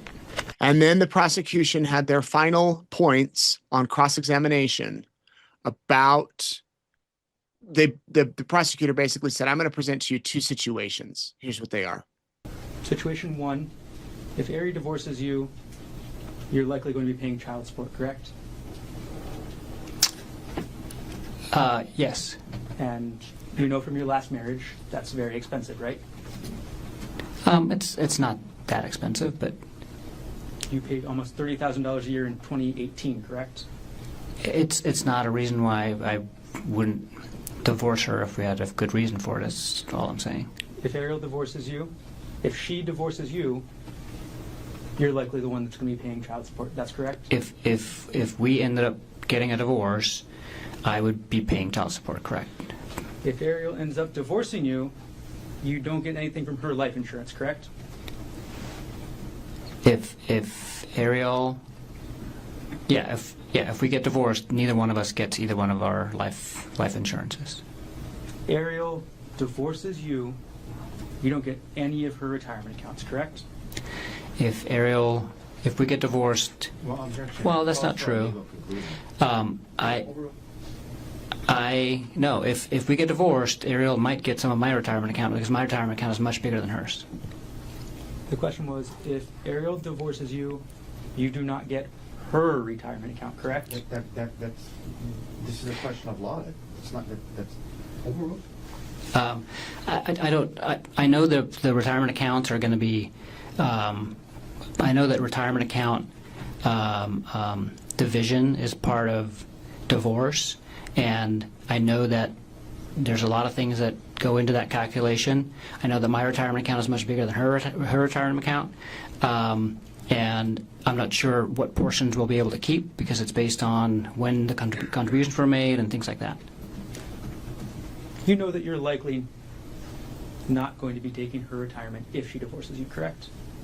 Like I said, I don't know what's going to come of all that. It's a complicated. It's much more complicated than the life insurance issue, for example. And you know that if Ariel divorces you, a likely outcome would be 50-50 custody, correct? It depends on the circumstances of the divorce. You knew before March 24, 2025 that if Ariel divorced you, 50-50 custody is generally standard, correct? Yes, absolutely, and that's what I would have been advocating for. Second scenario, if Ariel dies, you don't pay any child support, correct?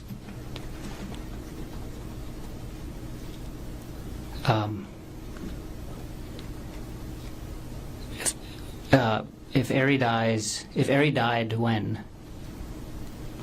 If Ariel Konig dies, you're not going to be paying her any child support, correct?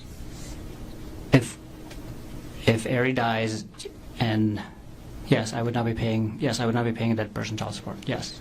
If Ariel dies, you get the $250,000 life insurance policy she took out, correct? Yes. That your suggestion, correct? Not my suggestion to take out the life insurance policy. It was a joint decision. If Ariel dies, you get $250,000 from her retirement, correct? Yes. As the sole beneficiary, correct? Yes. If Ariel dies, you get full custody of the kids, right? If Ariel dies, I'm the only parent left. Yes. After that, the defense had a couple of clarifying questions on redirect, and that was the end of the testimony, and he was the final witness.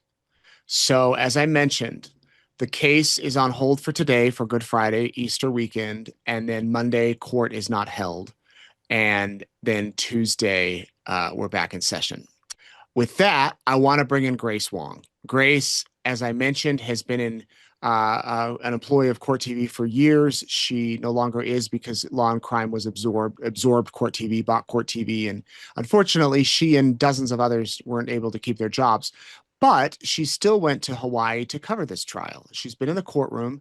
She knows a lot of people in Hawaii and knows the ins and outs of every courtroom in America. Not quite, but almost. She's very, very well connected throughout the court system and has witnessed hundreds of trials. She's probably been in more courtrooms than anybody.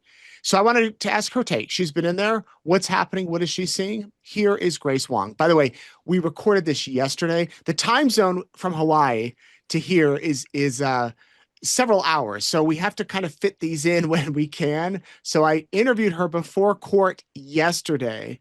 So some of what she says might be a little bit dated, but the general point is still there. Here's Grace. So Grace is in sunny, beautiful Hawaii as we are in a windstorm and it's cold and rainy here in Idaho. Grace, you've been there several days now, several weeks. Tell me what's happening. What's your take on the trial being there in the courtroom?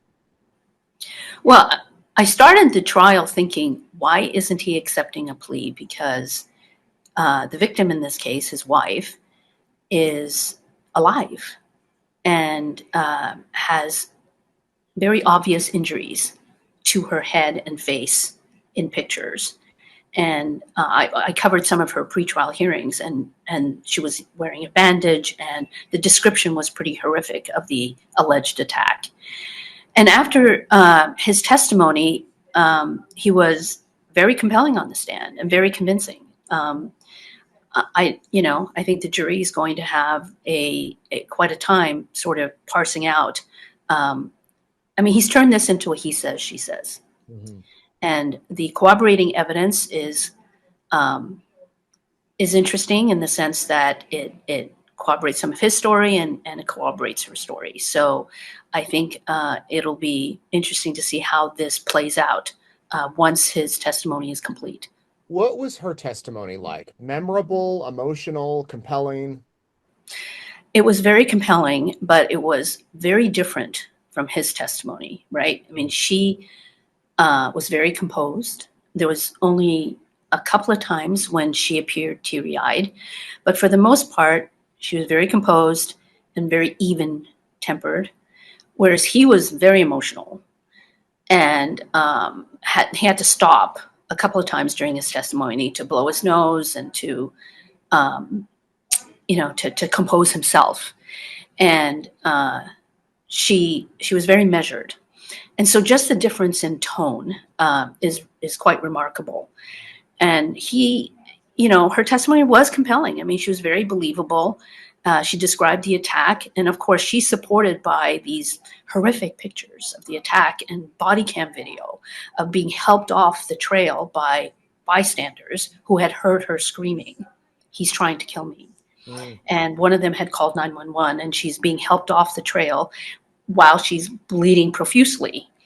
And so we heard testimony yesterday from his expert, who told the jury that head injuries are prone to excessive bleeding, Right. and that she was at no risk of death. The injury did not put her at risk of death, and this did not rise to the level of serious bodily harm, which helps to mitigate some of these really horrific pictures and the description of the attack, where she described, that he had a syringe in his hand and she was screaming, "He's trying to kill me," because she felt that at some point he was trying to knock her unconscious so he could drag her to the edge of the cliff and, toss her off the cliff.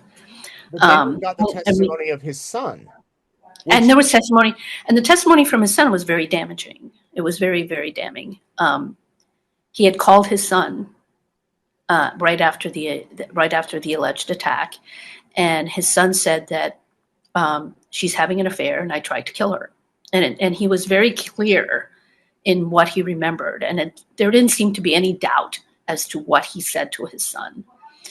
But yesterday, Dr. Konig said that he was not of his right mind. He was very distressed.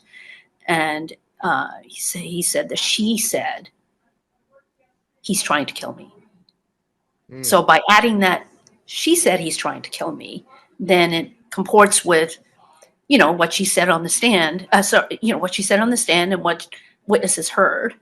But he does not admit to that part of the attack, that he tried to kill her.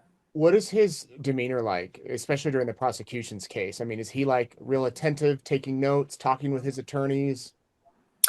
All of that. He's very attentive, taking notes. And like I said yesterday, it was very emotional. His parents are sitting behind him, and he's looking to them for support, encouragement, and very engaged, I think, with his defense. He's talking to his lawyers, and but he's during the testimony, he's just very attentive, and so are the jurors, frankly. A lot of times defense attorneys say, don't put the defendant on the stand unless it's a last resort, because it can really backfire in your face. Do you think it helped their case having him up there? Oh, yes. I think that strategically, that was the right decision. He got his story out. He was able to describe from his point of view the events leading up to he admits to the alleged attack, but he claims that she started it because he was standing at the cliff and that he felt the shove. And so that, of course, puts the ball in her court if you're favoring the defense at any point, or if you believe him, right, that he had a good reason to defend himself. And she admitted that, during the scuffle, and she had described him on top of her, holding her down while he's trying to either hit her with the syringe. And at one point, after she batted the syringe out of his hand, he looked for a lava rock or a rock and started striking her. And so she said that she she held his testicles, and he described that painful, and that's why he reacted by clubbing her in the head. So he admitted to hitting her twice with the rock, because he has to explain why the blood is all over the rock, all over his clothes. So yeah, I think he was able to explain some of the more incriminating or damning elements of her testimony. How did he explain the syringe? Well, they never found the syringe. They never did. Does he dispute that there was a syringe there? Well, that is the evidence that supports his case. They didn't find syringe at the site of the attack. But they did find thrown it off the cliff or something. Yes. I mean, he could have made it so that there's no evidence of syringe except from her testimony. Yeah. But they did find a bag at the house in which there were syringes and medicine and, basically his anesthesiology kit. Right. And if you believe her, then he would have had that with him during their hike. Grace, tell me what other moments and witnesses have stuck out to you? I think obviously her testimony and his son's testimony. His son is still, he's 20, he's a young man, and this is his biological son, not Ariel's biological son. But he referred to his father as the defendant and provided, and his testimony, like I said, was very compelling and probably, one of the most damaging parts about this case against the doctor, where he basically admits that he tried to kill her. And he was very clear in his testimony and was very composed. And, the defense tried to suggest that because he was living with Ariel, his stepmother, that somehow, there was undue influence over his testimony. And he referred to her parents as his grandparents. So there definitely is a familiarity with her family. But it wasn't so much so that you doubted his testimony. He was just very compelling. If the jury, is there only the one charge, Grace, that they're considering? I mean, could they come back with a lesser charge and find him guilty of it? Yes, I think that, I haven't heard the charge conference yet, but there may be evidence of, there may be, a lesser charge, aggravated like assault or something, or yeah. simple assault, Yeah. right? That this is a domestic incident in which he assaulted her. And that would certainly reduce his exposure to the sentence from attempted murder. He's been out on bail, right? No, he's been in Oh. custody. He's Been in custody. Yeah. What's the feeling like there, like at the courthouse? Are there lots of people showing up every day? What's it like? Yeah, it's, there's a very, high media presence. There's a lot of media here. And of course, you get the usual group of courtroom observers that have been following the case. But it's, I hear a lot from people that I know in Honolulu that do have a connection to Maui. And it's being closely watched in Maui, where the couple lives and where Ariel still lives with her family. And, they're watching it closely. Maui is a very close-knit community. And these are people that know each other and know of the doctor. If they don't know these people personally, they know of them. So, this whole case is being watched very closely on a local level. I bet. Well, now on a national and international level too. It seems that as the days go on, once you have the defendant take the stand and the victim and the son who speaks on behalf of the victim, who's not his bio mom, it's an interesting and compelling story. Yeah, and her parents, right? Her parents. So you do have, but it is remarkable the difference in the demeanor in both Ariel's testimony and his testimony. She's very composed. She's a nuclear engineer, so that might have something to do with her ability to compartmentalize her feelings. As an engineer, you're a scientist, right? But I'm sure she's, this has been a very traumatic experience for her, and she was also very compelling. Right. Grace, anything you want to add? Honolulu is a lovely place to cover a trial. I wish I was there. Man, I love it. Isn't it 4 days a week or 3 days a week? That's right. There's plenty of downtime in this trial. Yeah. There is no court on Monday, and there is no court this Friday for Good Friday. So there's a long weekend between. I think the evidence is probably going to close today, with closings expected on Tuesday. So there's going to be a long break, and of course, jurors are going to be admonished not to watch or listen to anything about the case, so that they can, just consider what they heard and saw in the courtroom. Did it go faster than expected, Grace? It seemed like the trial It seemed like the prosecution's case went faster, but there's been so many lulls in the testimony with a lot of sidebars and motions. There's a very long motion about the scope of the search warrant. So there's been, there was a day devoted to hearing that motion. So there's been a lot of litigation that has been part of this trial. But yeah, I think it's been, a lengthy trial anyway. It's gone on now for a couple of weeks, and I think, depending on how long the jury will deliberate, probably go on for a good portion of next week. Yeah.